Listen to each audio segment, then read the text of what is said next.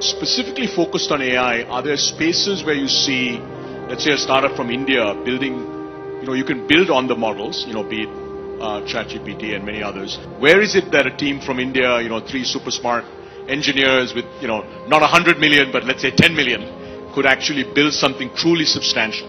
Look, the way this works is we're going to tell you it's totally hopeless to compete with us on training foundation models. You shouldn't try, and it's your job to try anyway.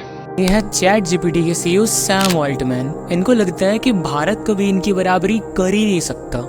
एक बात बताऊं आपको, एक समय यही भ्रम Winston Churchill को भी था। Indians are meant to be ruled. अब आई डोंट नो विंस्टन ऊपर से देख रहा है कि नहीं, पर आज इंडिया की इकोनॉमी $4 ट्रिलियन की है और ये वर्ल्ड की फास्टेस्ट ग्रोइंग इकोनॉमी है।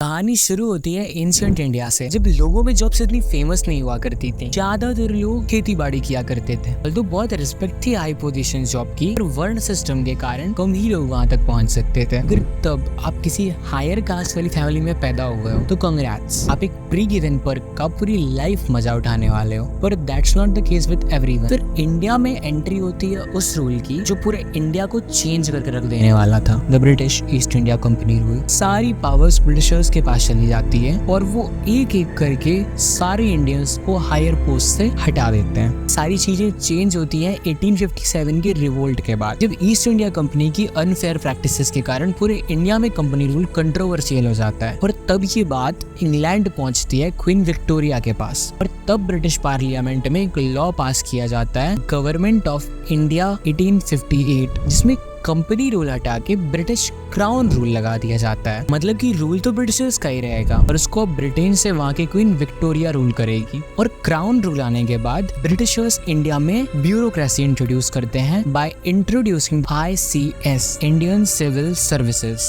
वही एग्जाम जिसे हम IAS के नाम से जानते हैं। क्योंकि पावर कंपनी से हटके क्वीन विक्टोरिया के पास चली गई थी, इसलिए इंडियंस को ये उम्मीद दिखाई दी कि अब तो उन्हें भी हायर पोस्ट पे आने का मौका मिलेगा। जो भी इंडियंस अपॉइंट किए जा रहे थे ब्रिटिशर्स के द्वारा, वो जनरली क्लर्कियल पोजीशन पे थे और कोई भी हाई एडमिनिस्ट्रेटिव पोस्ट उनको नहीं दी जा रही थी। And the reason was obvious, Britishers कभी ये चाहते ही नहीं थे। इंडियंस एग्जाम तो दे सकते थे, पर एग्जाम्स देने के लिए उनको लंदन जाना पड़ता था, और उस टाइम मोस्टली सारे परिवार ऑर्थोडॉक्स हुआ करते थे और वहाँ के एक्सपेंसेस बियर कर पाना भी सबके बस की बात नहीं हुआ करती थी। हालत यहाँ तक खराब हो गई थी 1870 के आते आते तक सिविल सर्विस के 916 लोगों में से इंडियंस कितने थे? सिर्फ एक, रविंद्रनाथ टैगोर के बड़े भाई सत्येंद्रनाथ। और ये चीज 1878 में और बिगड़ जाती है, जब ब्रिटिशर्स मैक्सिमम एज लिमिट को 21 से कम करके 19 साल कर देते हैं। इसके पीछे उनका मेन मोटिव था, इंडियंस जो इस टाइम पीरियड में इंग्लिश सीख जाते थे वो इंग्लिश ना सीख पाए, ताकि जो भी कैंडिडेट्स रिक्रूट हो रहे हैं ICS में वो सारे ब्रिटिशर्स।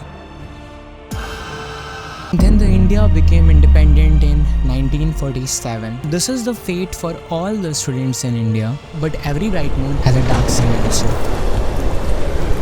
2019 में रेलवे 36,000 पोस्ट पे रिक्रूटमेंट निकालता है, जिसमें 2 करोड़ लोग अप्लाई करते हैं। अगले साल 2020 में स्टूडेंट्स प्रोटेस्ट करते हैं, 2021 में जाके एग्जाम कंडक्ट कराया जाता है, और फिर पता चलता है कि जो एग्जाम्स लिए गए थे उसमें ग्रेजुएट और 12th पास को कंबाइन